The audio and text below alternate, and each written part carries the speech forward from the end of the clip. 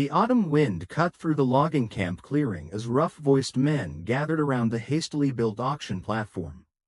Most were lumberjacks fresh off a 13-day shift, pockets heavy with wages and spirits high with liquor.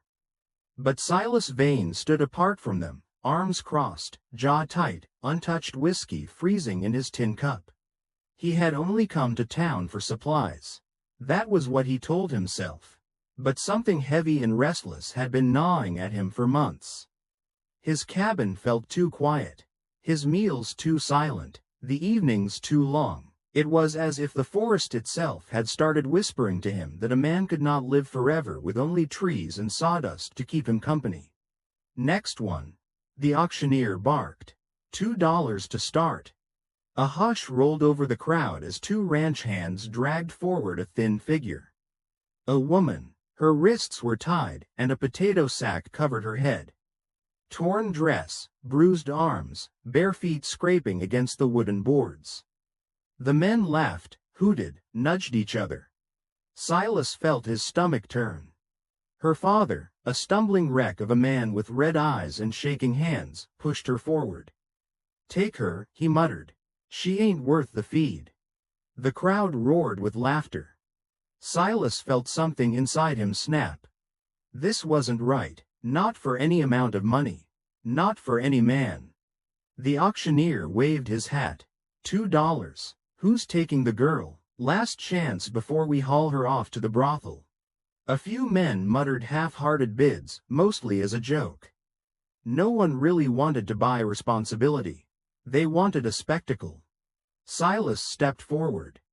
His voice was quiet, but it carried. $2. The clearing fell silent. The auctioneer blinked, surprised. "Sold, to the lumberjack." Silas walked to the platform, handed over the coins, and cut the rope around her wrists. She didn't fight, she didn't tremble, she didn't make a sound. As he lifted her down, he spoke softly. "You're safe now." But she didn't reply. It wasn't until they reached his wagon, away from the jeering crowd, that Silas gently reached for the cloth over her head. "If you want me to stop, say so," he murmured. Slowly, she lifted her hands, small, shaking, and pulled the sack off herself. Sunlight hit her face. Brown hair matted from the sack. Dirt smudged across her cheeks. Eyes wide, frightened, but fiercely alive. She swallowed hard, voice barely above a whisper. "My name is Mara." Silas froze. Because in that instant, just from her voice, he felt his entire world shift. If you are still with me, friend, I hope you hit the subscribe button, so you do not miss what happens next. Grab a cup of tea or coffee. Settle. And tell me in the comments what time it is for you right now, and where you're listening from. Elias led the woman down the narrow mountain trail, the wind carrying the scent of pine and early frost around them. The sack still hung over her head, and he could feel the fear in every step she took, her boots dragging as though she expected a blow with every move. Yet he kept his voice low and steady, telling her the road was uneven, telling her she was safe now, though the words felt too small for a promise so large. The mule followed behind them with quiet hooves, and the sky slowly shifted from gold to deep winter blue, the kind of blue that swallowed sound and made the world feel endless. Elias wondered what sort of life she had lived before today, wondered who had put that sack over her head, and why no one in the town had dared to bid on her. He had seen cruelty before, the mountains had hardened many souls, but something about her trembling, something about the way she had stood alone in that crowd, stirred a strange, fierce protectiveness in him. He wanted to know her name, wanted to know her story, but he knew better than to force anything too soon.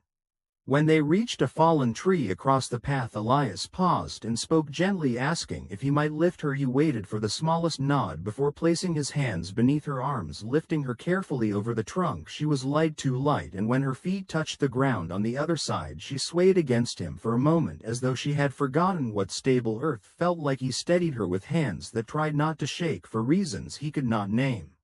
They walked on and the mountain cabin finally appeared between the trees, small, weather-worn but warm in its own stubborn way. Smoke curled from the chimney because Elias had left the fire banked before riding out. He had not expected company, much less a silent woman in a torn dress and worn boots, but he opened the door for her anyway, guiding her to the chair beside the hearth. He reached slowly for the knot on the sack, pausing to be sure she did not flinch. When she remained still, he loosened the fabric and lifted it away.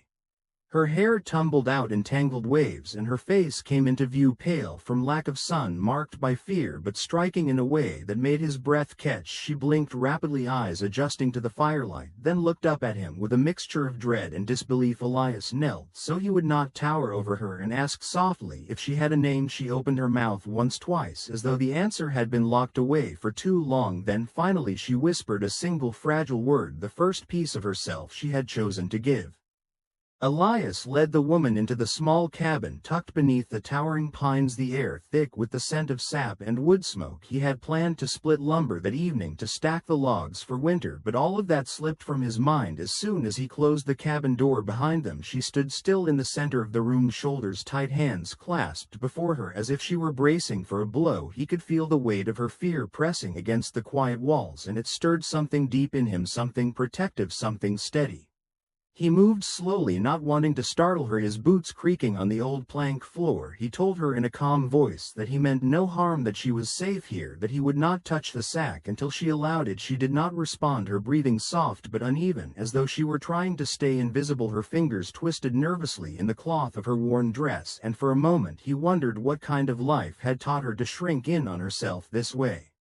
The fire crackled in the hearth, spilling a warm glow across the room as Elias placed a kettle on the stove and poured a tin cup of warm water. He handed it to her without stepping too close. She hesitated before taking it, her hands shaking just enough to make the surface of the water tremble. He watched quietly, letting her first sip settle her nerves. Then he asked if she wished to sit. She refused with a small shake of her head, as if sitting might make her more vulnerable.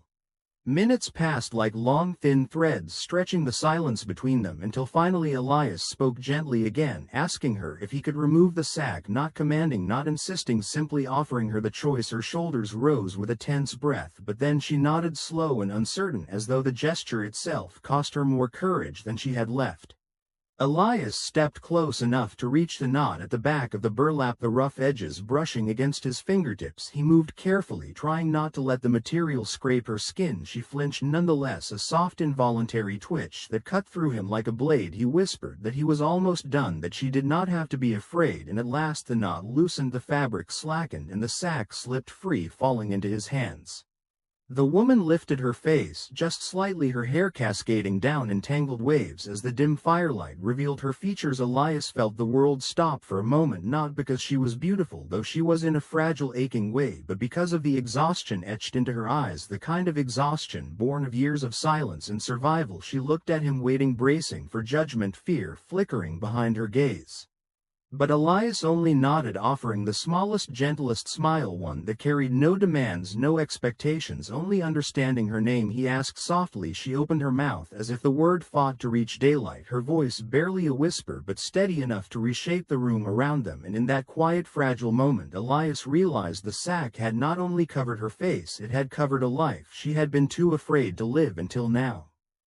Elias led the woman into the small log cabin as the last light of evening faded behind the mountains and the forest settled into its night hush. The air smelled of pine resin and wood smoke, and the woman still kept her hands close to her sides as if expecting harm. Elias moved slowly around her, giving her space as he lit the lantern, and its warm glow filled the room. He set a fire in the stone hearth, stacking the logs with quiet purpose, while she stood in the corner watching with cautious eyes beneath the sack that remained over her head. He spoke gently, telling her she was safe here, telling her she did not owe him anything, not even her name, and she did not need to speak until she wanted to. She remained still, but her breathing eased just a little as the crackle of the fire replaced the harsh silence of the outside world.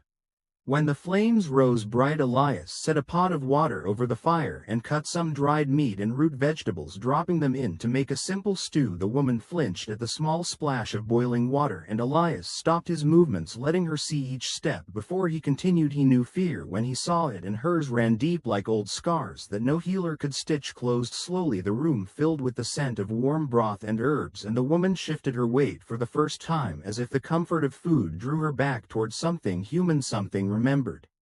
Elias ate only a few bites and then set the bowl where she could reach it without stepping close. She hesitated and then took it with shaking hands, lifting the sack slightly so she could sip the stew. He turned away, giving her privacy, letting the fire carry the quiet between them. After a long while she placed the empty bowl on the table, and Elias felt something ease in his chest, a small trust but real.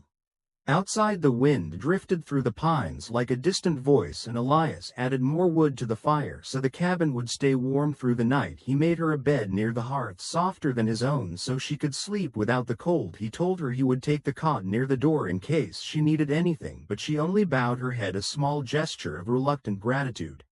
As the fire dimmed to a steady glow, Elias watched her sit beside the warmth, hands folded in her lap as if she feared they might betray her, and he wondered what life she had known before the auction, what pain had pressed her silent, what cruelty had taught her to expect nothing but harm. He did not ask, he only kept the fire strong and the cabin safe, and in that gentle quiet something changed in the space between them, not a bond, not yet, but the faintest stirring of a beginning, warmed by firelight and the first fragile sense of refuge. Elias sat across from the woman in the small warm cabin, the fire crackling low as evening shadows settled against the windows, and the mountains outside breathed cold steady air. He had given her space all day, letting her rest, letting her watch the woods from the porch, and letting her hands learn the shape of quiet safety again. But now, as night deepened, he knew it was time to talk, or at least to try. She sat with her hands folded in her lap, the sack long gone, her hair soft around her face, her eyes more alert than fearful, though caution still lived in every small movement. Elias kept his voice gentle, as if speaking too loud might shatter the fragile calm they had built. He told her his name again, slow, clear, hoping it might anchor something inside her. Elias, he said, while pointing at himself. She studied him, then nodded very faintly, as though she were testing the weight of the name. She did not speak, but her gaze told him she understood, and that alone stirred something in him, something warm, something protective. He poured her a cup of warm broth, and she reached for it with trembling fingers, though the tremble seemed less from fear and more from exhaustion. He could see now that she had carried too much too far for too long. When she tried to drink, her hands shook so much that a little spilled onto her dress, and she froze, waiting for punishment. Elias quickly reached forward, taking the cup, steadying it, and shaking his head to reassure her that accidents here meant nothing. She watched him closely, as though trying to decide if kindness was real or some trick, and after a long moment she took another sip and another until the cup was empty and her shoulders lowered slowly, bit by bit, as if uncoiling. Elias knew she needed to speak her name when she was ready, not when he demanded, so he simply waited with patience carved from years of mountain living. The fire flickered, the logs popped, and outside a wind moved through the pines. With a long, slow sigh, she placed the empty cup beside her, then touched her chest with one hesitant hand. Elias leaned forward, quietly understanding she was trying to tell him something important, something she had held tight for too long. She tried once to form a sound, but no word came, only breath shaped by fear. He gave her a soft nod, inviting her to try again if she wished, but never forcing it. She closed her eyes, took a steadying breath, and when she opened them again, there was a spark, a strength almost forgotten. She touched her chest once more, then shaped the faintest whisper, one so fragile it nearly vanished in the firelight. Her voice rough, unused, and shaking, yet carrying years of hidden life. She whispered her name, and Elias heard it, even though it was barely more than a breath, and in that moment something shifted between them, a bond forming, not of ownership, not of obligation, but of recognition. He repeated her name gently, offering it back to her as a promise, and she nodded with a tremor that was half relief, half dawning hope. The mountains outside stood silent, as if witnessing the start of something neither of them had expected, but both desperately needed.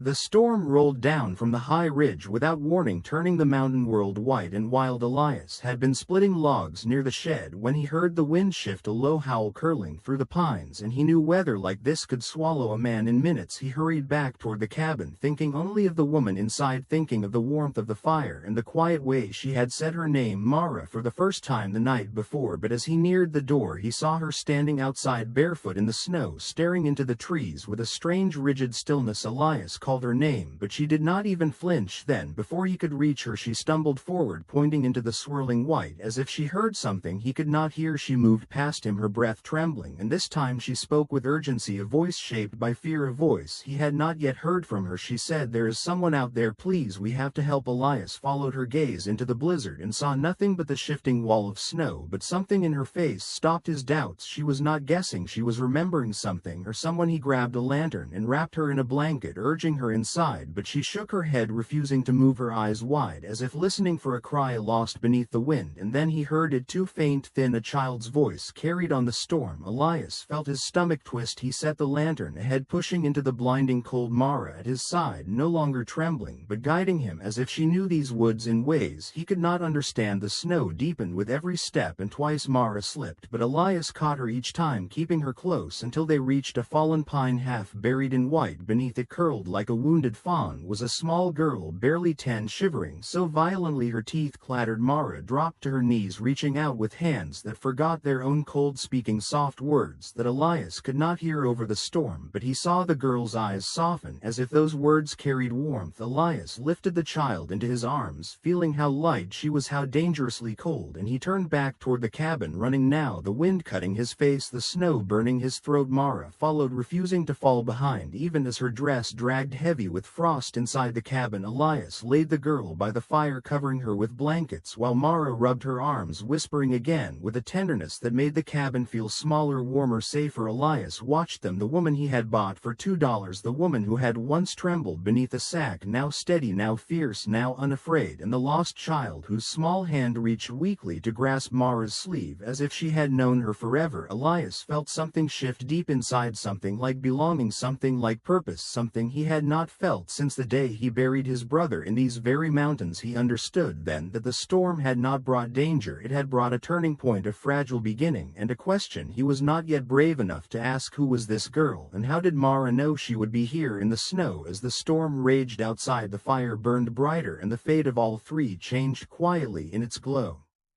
The cabin sat quietly beneath the tall pines, snow drifting gently around the edges of the roof. Elias and the young woman sat near the fire, the warmth licking their faces, the glow casting shadows across the walls. The girl hugged her knees to her chest, her eyes wide and searching as Elias looked at her, carefully weighing each word he would say. He had kept many secrets since the auction, many assumptions, and yet the weight of honesty pressed heavily against his chest now. Elias cleared his throat softly and began speaking slowly, careful, deliberate words that carried no accusation, only truth. He told her about the rumors he had heard at the auction, the whispers of misfortune, the stories of her past carried in the mountain town, each word meant to explain, not to frighten. Her eyes did not waver, they absorbed every syllable, the faint glow of firelight reflecting in their depths, giving him courage to continue. The young woman listened silently, her fingers tightening around the edge of the blanket around her shoulders. She had heard hints of the same whispers in her own life, the people who had shunned her or ignored her presence. Now everything laid bare in the warm quiet of the cabin. She breathed slowly, a soft exhale carrying the weight of relief, uncertainty, and understanding mixed into one subtle motion. Finally, Elias reached the moment where he had to confess the most personal truth, the reason he had bid the $2, the hesitation he had felt, the quiet pull of fate that had guided his hand and heart. He admitted the fear he carried, the worry that she might not understand or forgive, the impulse that had made him act without knowing if it was right or wrong. The fire flickered, illuminating his earnest expression and the weight of sincerity in his gaze.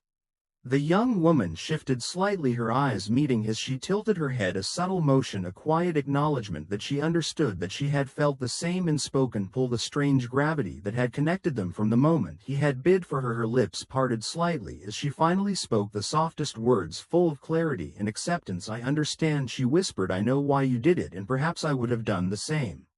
Elias exhaled slowly, a tension leaving his shoulders, a smile brushing his lips, the first genuine smile since the auction had ended. The cabin felt warmer, the shadows less oppressive as the truth cleared the air and allowed space for trust, understanding, and the beginning of mutual respect and perhaps even affection. The mountains outside stood silent witness to this moment, the snow falling softly over the peaks and valleys, a blanket of peace over the harshness of the world. The girl moved closer, settling onto the floor beside the fire, the blanket draping over both of them in a shared warmth. Elias reached out cautiously, allowing his hand to rest lightly over hers, a silent promise of protection, care, and honesty. She did not pull away but instead relaxed into the gesture, a quiet trust forming in the dim firelight. The night deepened, the snow piling around the cabin in quiet swirls and drifts. The fire crackled softly as the pair remained near it, silent yet connected, their breaths matching in rhythm, a shared understanding settling into the corners of the room. The truth had been revealed, the secrets had been spoken, and a foundation of trust had been laid stronger than any fear, gossip, or shadow that had preceded it. The mountains around them remained watchful and still, as if holding their breath for what would come next. Elias and the girl stared into the fire, their eyes reflecting the dancing flames and the silent promise of days and nights to come, a bond forged in honesty, warmth, and courage, ready to face the uncertain world together. The morning light filtered through the pine trees, casting long thin shadows across the snow-covered ground. Elias and the young woman moved cautiously along the path that led away from the cabin, their breaths rising in soft clouds of mist. The air was cold and crisp, carrying the faint scent of pine and wood smoke, but beneath the beauty of the winter morning lay tension, unease, and the memory of the auction and the men who had come for her. Elias tightened his grip on the axe he carried over his shoulder, the wood smooth, worn from years of labor, yet now a tool of defense. His eyes scanned the treeline, alert and calculating every movement of the shadows, every sound in the snow-packed underbrush. He had promised safety and protection, and now that promise was tested, the uncertainty of what might come pressing down upon him with every step. The young woman followed closely, her hands tucked under the layers of her coat, her heart racing. Though she did not speak, her trust in Elias had grown over the days since the auction, yet the fear of the past returning gripped her in sharp pangs, reminding her that safety was fragile, fleeting, and never guaranteed. The snow crunched softly beneath their boots, carrying their progress to the distant trees, but also betraying their presence to anyone who might be watching. A sudden rustle in the pines froze them both. Elias crouched low, his instincts, honed by years in the forest, sharpening his focus. He whispered for her to stay quiet, the words barely moving his lips but carrying the weight of authority and urgency. The young woman obeyed, holding her breath, her small frame tense and ready to flee or fight if necessary. The figures emerged slowly from the trees, 3 men, the same ones from the auction, their faces masked by scarves, their eyes calculating their movements, deliberate. The leader stepped forward, a sneer visible in the cold morning light. Though his words were lost to the wind, Elias shifted to put himself between them and the girl, his stance firm, unwavering, and his grip tightening on the axe. The wind carried the faint sound of their words, threats veiled and sharp, aimed to intimidate, to reclaim what they believed belonged to them. Yet Elias did not flinch. He stood his ground, unwavering, protecting the girl who had become more than a stranger, a charge, a responsibility, but someone who had captured his heart and trust. His voice finally rose, carrying clear and strong over the snow-covered ground. "This is not your business. You will leave now or face consequences." Tension hung thick in the air, the snow falling gently around them, masking the rising storm of confrontation. The young woman remained silent behind him, trusting his judgment and strength, her own courage steadying, though fear remained. Her pulse quickened in rhythm with his heart, her eyes followed every movement, the axe glinting in the sunlight like a promise and a warning. The leader of the men hesitated, noticing the determination in Elias' eyes, the unyielding stance, and the silent confidence that he would not back down. The wind shifted, carrying the smell of snow and pine and the realization that the struggle they had anticipated might not go in their favor. The mountains around them seemed to hold their breath, as if awaiting the outcome of this encounter, the forest silent witness to courage and resolve. Elias took a step forward, unwavering, steady, his presence commanding and protective, the girl's hand resting lightly on his arm, a silent affirmation of trust and unity. Together they faced the returning threat, prepared for whatever the day might demand, with courage, patience, and unspoken determination. The sun dipped low behind the mountains, casting long shadows across the snow-covered ranch. Elias and the young woman sat quietly near the firewood stacked beside the cabin, the little girl playing nearby, her laughter soft and melodic, filling the crisp air. Yet beneath the calm lay the weight of words unspoken and emotions held tightly within their hearts. Elias shifted slightly, his breath visible in the cold air, his eyes fixed on the fire, the flames dancing and reflecting in his pupils. He had kept so much hidden, the truth of his own feelings, the way he had cared for her since the moment he had bid for her, the fear of losing her, the longing that had grown quietly over the days and nights spent together. He took a deep breath, gathering courage to speak words that could change everything. The young woman glanced up at him, curiosity and anticipation mingling with caution in her gaze, her hands folded neatly in her lap, her body tense yet open, ready to listen to whatever truth he was finally prepared to reveal. She had sensed his feelings in small gestures, in moments of protection, in the quiet care he had taken to make her comfortable, safe and heard, yet hearing the words aloud was different. Elias exhaled slowly, his chest rising and falling with measured determination. "I care for you," he said, his voice low, steady yet filled with meaning. "I have cared for you from the moment I bid for you, from the first moment I saw you standing in that auction. I did not know why, I only knew I could not let you go, and now I cannot imagine not having you in my life." The young woman's eyes widened slightly, a blush creeping across her cheeks, yet there was a softness in her expression, a quiet acknowledgement of the bond they had built, the trust and affection that had grown over time. She shifted closer, her hand brushing lightly against his, a silent gesture of acceptance and encouragement. Her lips parted as she finally spoke softly yet with certainty, "I care for you too. I have from the beginning, more than I realized." Elias felt a weight lift from his shoulders, a tension he had carried since the auction dissolving in the warmth of her words. He reached out gently, taking her hand fully in his, feeling the small squeeze of trust and reciprocation. The little girl giggled from her play nearby, and Elias smiled, a rare, genuine smile lighting his face and warming the cold evening air. The mountains around the cabin stood still and quiet, a silent witness to their confession, the snow glistening under the fading sunlight. The wind carried the scent of pine and earth across the ranch, as if blessing the moment with peace and stillness. Their hearts aligned, their emotions laid bare and acknowledged. They sat together near the fire, feeling the connection solidify, a bond forged through courage, honesty, and growing love. As night approached, the cabin glowed softly in the evening light. Elias and the young woman remained seated hand in hand near the stacked firewood, their hearts beating in quiet unison, ready to face the future together. The confessions spoken and the love now openly recognized, a promise of devotion and partnership enduring beyond the trials they had faced. The sun rose over the snow-covered mountains, casting golden light across the cabin and the small clearing where Elias and the young woman stood hand in hand. The little girl ran ahead, laughing, her boots crunching in the snow, while the wind carried the crisp scent of pine and wood smoke across the ranch. The quiet of the morning was filled with the soft sounds of life, the promise of warmth and hope weaving through the cold air. Elias carried a bundle of firewood toward the cabin, the young woman following beside him, her hands tucked beneath the layers of her coat. Each step was deliberate and steady, their movements in sync, the ease of companionship and trust clear in the way they walked side by side. The little girl paused occasionally to gather pine cones or wave at the trees, her laughter a joyful melody threading through the silent mountains.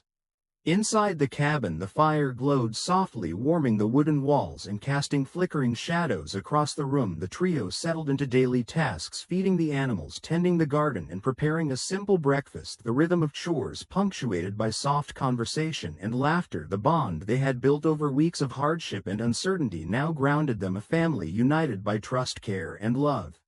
As the morning turned to afternoon, Elias guided the young woman in repairing a section of the fence, their hands brushing occasionally, a gentle connection passing silently between them. The little girl mimicked their movements nearby, pretending to hammer nails and carry wood, her eyes bright with admiration and joy. Each small act of labor, each gesture of care strengthened the connection that had grown steadily, forming the foundation of their shared life. The snow began to fall lightly, dusting the landscape with fresh white layers, the mountains standing silent and majestic around them. Clara paused to watch the little girl dancing in the flakes, and Elias smiling beside her. She felt the warmth of love, the comfort of safety, and the deep satisfaction of belonging. Her heart swelled as she realized that the family they had become was complete, solid, resilient, and ready to face whatever challenges lay ahead. As evening approached, the three sat near the fire inside the cabin, the glow illuminating their faces and reflecting in their eyes. The little girl leaned against Elias' chest, the young woman resting her head on his shoulder, a quiet tableau of unity, peace, and affection. The wind howled softly outside the cabin, yet inside all was calm, warm, and safe, their hearts bound together in mutual care and devotion. The mountains watched silently as the night deepened, snow drifting gently over the peaks and valleys. The cabin glowed like a beacon of hope and love. The family within, secure in the knowledge that they had faced danger, fear, and uncertainty together, and emerged stronger, united, and committed to each other. The love that had begun in confusion and hardship had grown steadfast, enduring, and now fully realized. They sat together near the fire, holding hands, speaking softly of hopes, dreams, and plans for the days ahead. The mountains and forests surrounded them, a protective witness to the lives they had built and the future they would share. The little girl giggled quietly, her trust in them complete and absolute. The ranch rested in peaceful quiet, the stars appearing one by one overhead. Elias and the young woman watched her sleep contentedly, knowing that the life they had created together was a life filled with love, family, and enduring devotion, ready to continue through every sunrise, sunset, and snowfall, side by side as one.